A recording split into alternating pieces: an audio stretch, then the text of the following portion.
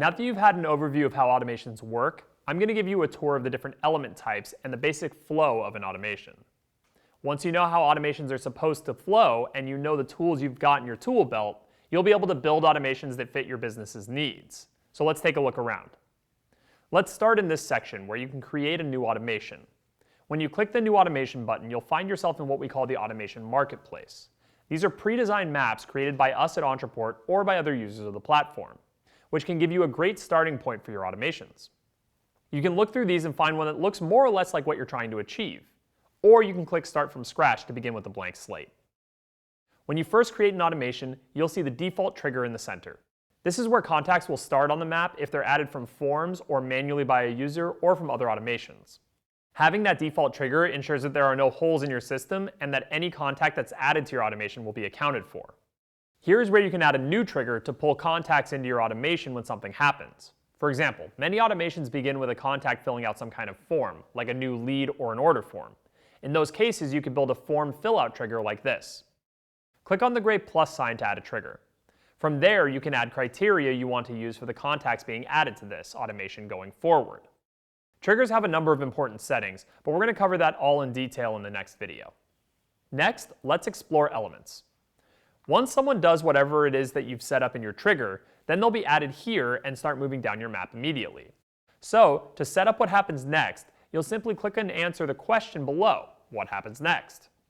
You'll then work your way through this process. This happens, then this happens, sometimes that happens. So for example, people fill out your form, they receive an email asking them to confirm their newsletter sign up. Some of them confirm it immediately, others forget, so you'll send people a reminder email. You get the idea. You have a lot of different element types to choose from here, including actions like sending emails or SMS messages, creating tasks for your team, charging credit cards, giving or removing access to membership sites, and lots more.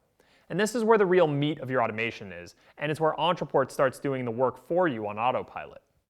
So now let's take a look at goals here. Goals are what you want people to accomplish once the automation has begun, and goals move your contacts on the map when a specific event happens. So for example, let's say over a 30-day period you sent a series of follow-up emails reminding your prospect that now would be a good time to buy. Once they actually do buy, you don't want to keep sending those reminders, so adding a goal to the end of your follow-up series will take care of that.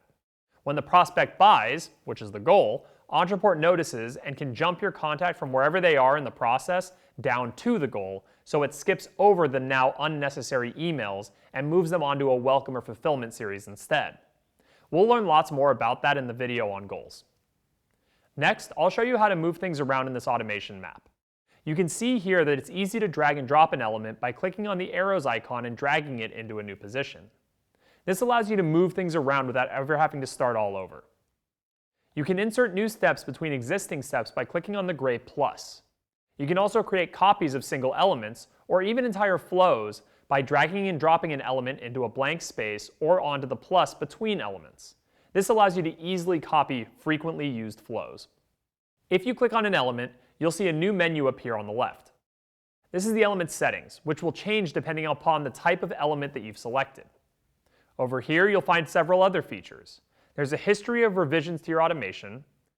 This is a checklist of items you'll need to complete before you publish. Here's a tool to add notes to your map, which is a really handy way to remind yourself or your team of what's happening in a complex automation. And this is a tool for sharing your automation with other Ontraport users. In this section of the app, you can save a draft of your automation at any time. This saves your progress without publishing your automation until you're ready. And then once it's complete, you can click Publish to push it out to the world. Once published, triggers and goal settings will start to automatically add contacts to your automation. And that wraps up our tour. Now that you understand how these elements can be added and moved around in your automation, and how they fit together, we can dig into the details of each different element type and how to customize them for your own automations.